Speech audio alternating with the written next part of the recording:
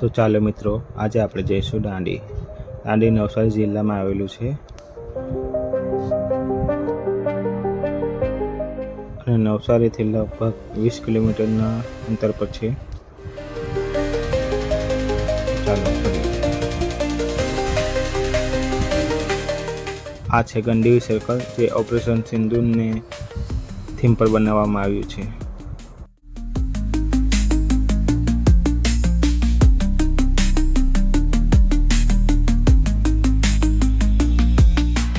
અને આ રહ્યો એરુથી દાંડી જવાનો રસ્તો, જે ખૂબ જ સુંદર છે,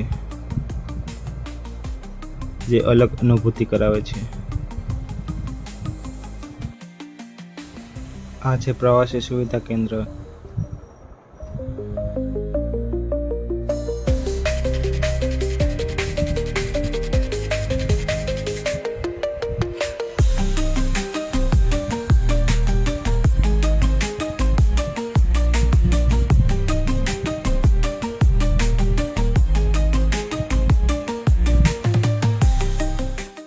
હવે આપણે જઈશું એ જગ્યાએ જે જગ્યાએ બાપુએ મીઠાનો કાયદો ભંગ કર્યો હતો.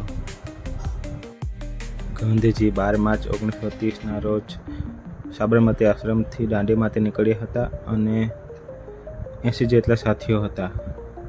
એ 24 દિવસની યાત્રા, જે બાદ 6 એપ્રિલ 1930ના રોજ દાંડી પહોંચ્યા હતા અને મીઠો ઉપાડ્યું હતું.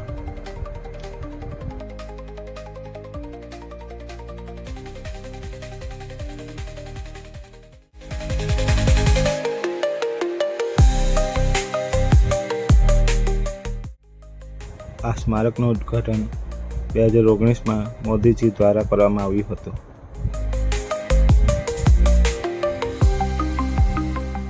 અહીંયા સોલારના 40 જેટલા ટાવર ઊભા કરવામાં આવ્યા છે.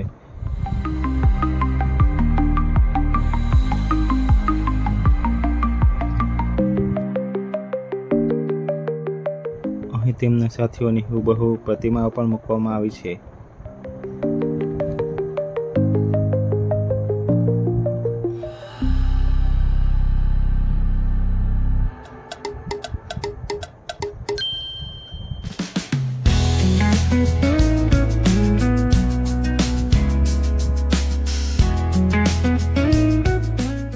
તેઓ જે સમય પર નીકળ્યા હતા ત્યારે ખૂબ જ તાપ હતો, જેના કારણે ગાંધીજીને માથા પર રૂમાલ તમે જોઈ શકો છો.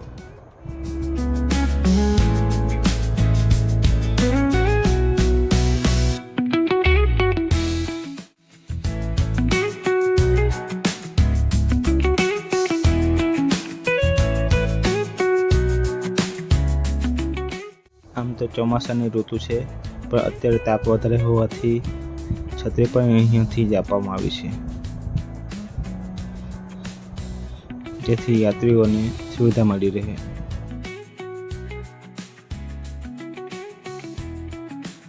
તો મિત્રો, અહીં આપ જોઈ શકો છો, બાજુમાં ઘણા ટાવર ઊભા કરવામાં આવ્યા છે અને તેના ઉપર સોલાર મૂકવામાં આવી છે. અત્યારે તાપ પણ ઘણો છે, જેના કારણે અમે છત્રી લઈને ફરી રહ્યા છીએ.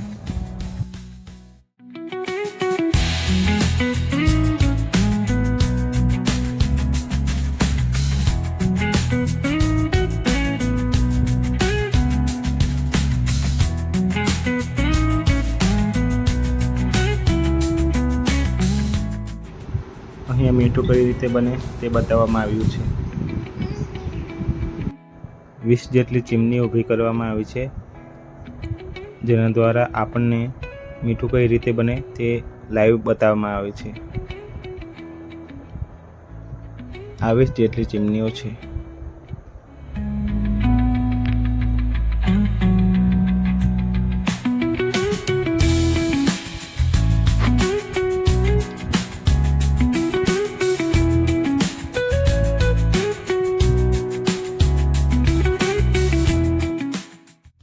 અહીંયાનું વાતાવરણ ખૂબ જ સરસ છે.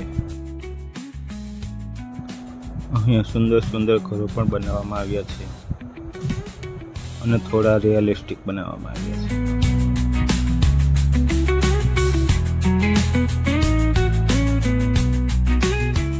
પણ કોઈ ઘરો પ્રવાસી માટે પણ ખુલ્લા રાખ્યા છે. અહીંયા જવાનું છે. ચાલો અંદર જઈએ.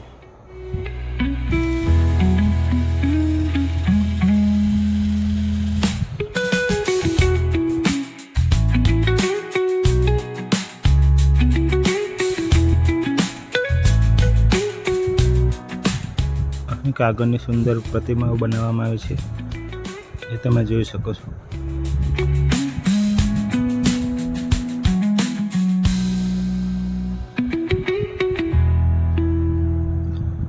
અને જો તમે જાણવા માંગો છો તો વિડીયો પોઝ કરીને પણ જોઈ શકો છો.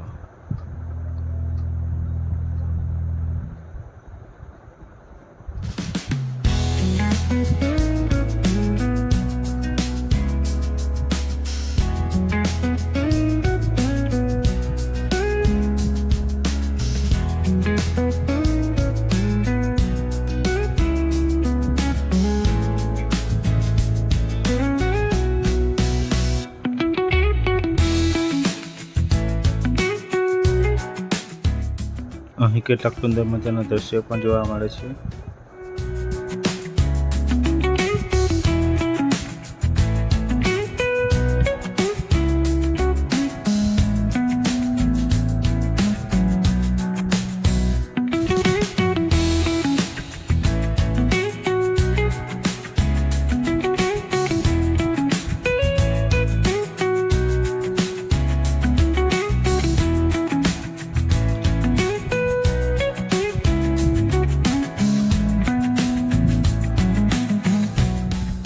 અહીં બીજું ઘર પણ છે. કહેવાય છે કે બાપુ અહીં થોડોક ટાઈમ રોકાયા પણ હતા, જ્યાં કેટલીક બાપુની કૃતિઓ મૂકવામાં આવી છે.